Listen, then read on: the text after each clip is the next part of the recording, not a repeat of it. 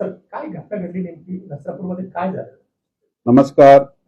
काल नसरापूर या ठिकाणी एक खूप दुर्दैवी आणि दुःखद घटना घडलेली आहे. यामध्ये एक अल्पवयीन 3.5 वर्षाची मुलीवर अत्याचार करण्यात आला आणि त्याची त्यामध्ये हत्या झाली.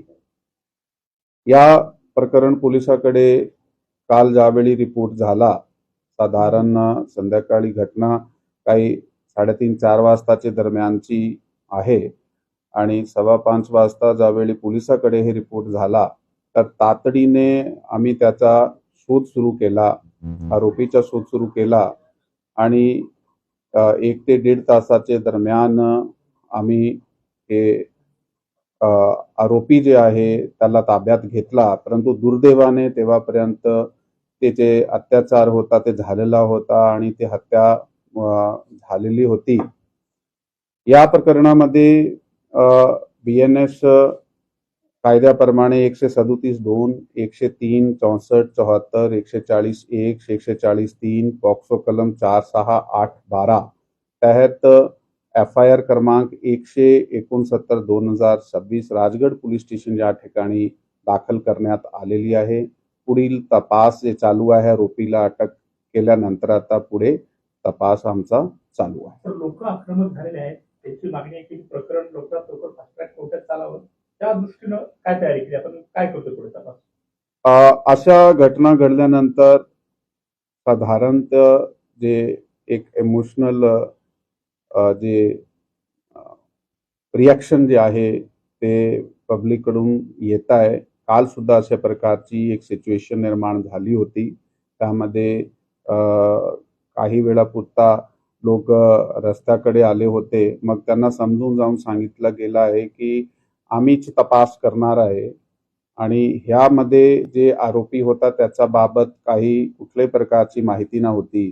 परंतु तांत्रिक आणि गोपनीय जे आम्ही आपले यंत्रणे वापरले तर तातडीने 1-1.5 तासामध्ये आरोपी अटक करण्यात आलेला आहे. पोलिसने ताबडतोब कारवाई केलेली आहे. आता तुम्ही आमचं सहकार्य करा. ते लोकांनी काल ऐकलाय, सहकार्य केलाय, ते शांततेने आहे, ते प्रोटेस्ट करताय परंतु ते शांततेने आहे आणि पोलिसाच्या सहकार्य करत आहात. आणि आपला जे म्हणणं आहे की नक्की या केस जे आहे ते तातडीने ह्याची चार्जशीट केली गेली पाहिजे, हे आश्वासन आम्ही काल सुद्धा लोकांना दिला होता आणि हे फास्ट ट्रॅक पद्धतीने चालला पाहिजे आणि आरोपीला सक्त जे पनिशमेंट आहे ते भेटली पाहिजे. यासाठी आम्ही प्रयत्नशील आहात. त्याप्रमाणे तपास आमची विशेष टीम करत आहे.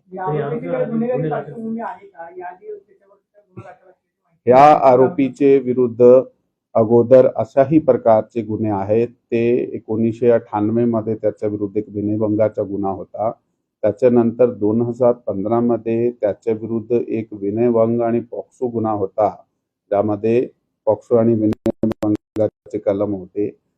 त्यातून त्याचा 2019 मध्ये केसमधून ॲक्विटल झालेला आहे आणि हा 65 वर्षाचा व्यक्ती आहे. त्याची प्रवृत्ती तशी आहे असं आमचे तपासामध्ये निष्पन्न झालेलं आहे. तो डेली वेजर आहे, असाही गावात काम करता आहे, इकडे तिकडे काही ठिकाणी. जी, थँक्यू. जय हिंद, जय महाराष्ट्र. पुण्यातील भोर तालुक्यातील भोर नसरापूर गावात एक अतिशय धक्कादायक आणि दुःखद घटना घडली. या 4 वर्षाच्या निरागस मुलीवर अत्याचार करून तिची दगडाने ठेचून हत्या करण्यात आली. या घटनेमुळे संपूर्ण गावात परिसरात प्रचंड संताप निर्माण झाला. मिळालेल्या माहितीनुसार ही मुलगी सुट्ट्या घालवण्यासाठी आपल्या आजीकडे आली होती. ती घराबाहेर खेळत असताना एका 65 वर्षाच्या व्यक्तीने तिला फूस लावून जवळच्या गोठ्यात नेले. तिच्यावर अत्याचार करण्यात आला आणि तिची हत्याही करण्यात आली. नंतर आरोपीने पुरावा लपवण्यासाठी मृतदेह शेणाच्या ढिगाऱ्याखाली लपवला. दुपारपासून मुलगी ही दिसत नसल्यामुळे कुटुंबियांनी शोध घेतला, गावात संपूर्ण शोध घेतला, इतर ठिकाणी शोध घेतला. पण ज्यावेळेस त्यांनी CCTV पाहिला, त्यामध्ये तो CCTV मध्ये एक घटना समोर आली, ज्यामध्ये तो आरोपी त्या मुलीला घेऊन जाताना दिसला. त्यानंतर या मुलीचा मृतदेह सापडला आणि सर्वांना एक धक्का बसला. ही बातमी समजताच गावात संतापाची लाट उसळली. ग्रामस्थांनी मुलीचा मृतदेह पोलीस स्टेशनसमोर ठेवून आंदोलन केले. आरोपीच्या आमच्या हवाली करा आणि त्याला फाशी द्या अशा घोषणा देण्यात आल्या. अनेक काळ रोको आंदोलन चालले होते. काल रात्री पूर्ण जो हायवे आहे पुणे बेंगलोर हायवे तो जामी करण्यात आला होता. या घटनेच्या निषेधार्थ आज नसरापूरमध्ये कडकडीत बंद ठेवण्यात आला आहे. गावातली सर्व दुकाने आणि व्यवहार बंद ठेवण्यात आले आहेत. सकाळी भैरवनाथ मंदिरातून मूक मोर्चा काढण्यात आला. महिलांनी आणि ग्रामस्थांनी काळ्या फिती बांधून या घटनेचा निषेध केला. या घटनेमुळे मुलीच्या सुरक्षेबाबत पुन्हा एकदा गंभीर प्रश्न निर्माण झाला आहे. ग्रामस्थांची मागणी आहे की आरोपीला कठोर शिक्षा व्हावी. यानंतर ही जी केस आहे फास्ट ट्रॅक कोर्टमध्ये चालावी अशी मागणी यावेळेस ग्रामस्थांकडून करण्यात येईल आणि अशा घटना पुढे होऊ नये यासाठी प्रशासनाने ठोस पावले उचलावीत अशी यावेळेस ग्रामस्थांनी मागणी केली. पुण्याहून टाइम्स नाऊ मराठीसाठी मी दिनेश वटणे. धन्यवाद.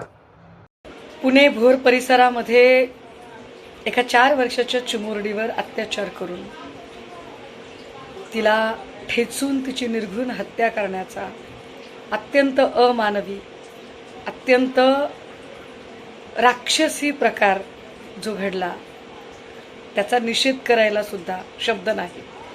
जिथे माणसाच्या शब्द थिजतात, जिथे माणूस पण खरंच आपल्याकडे शिल्लक आहे का नाही असं वाटण्या इतपत स्थिती निर्माण होते. आपण आपल्या राज्याच्या गृहमंत्र्यांकडून काय अपेक्षा कराव्या? खरंच अपेक्षा करण्यासारखी स्थिती आहे का?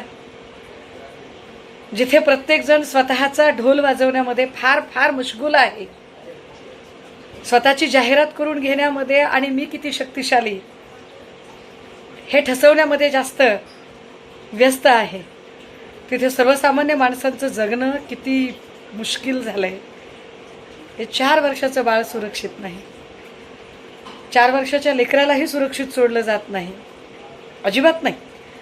गृहमंत्र्यांचा राजीनामा बिलकुल मागावासा वाटत नाही, मागू नये.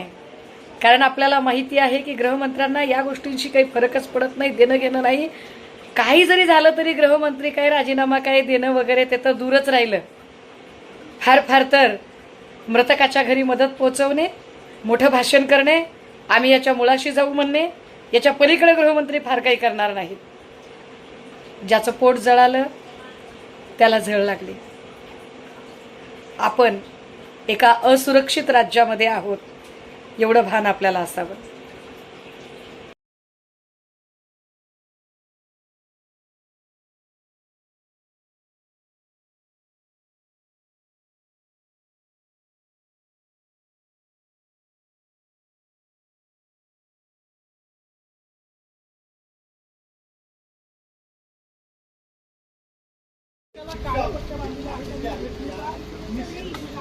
प्रत्येक महिन्याच्या डोळ्याच्या ठिकाणी पाणी आपल्याला पाहायला मिळतं आणि अतिशय हृदय पिळवून टाकलेली ही घटना आहे. आणि आपण या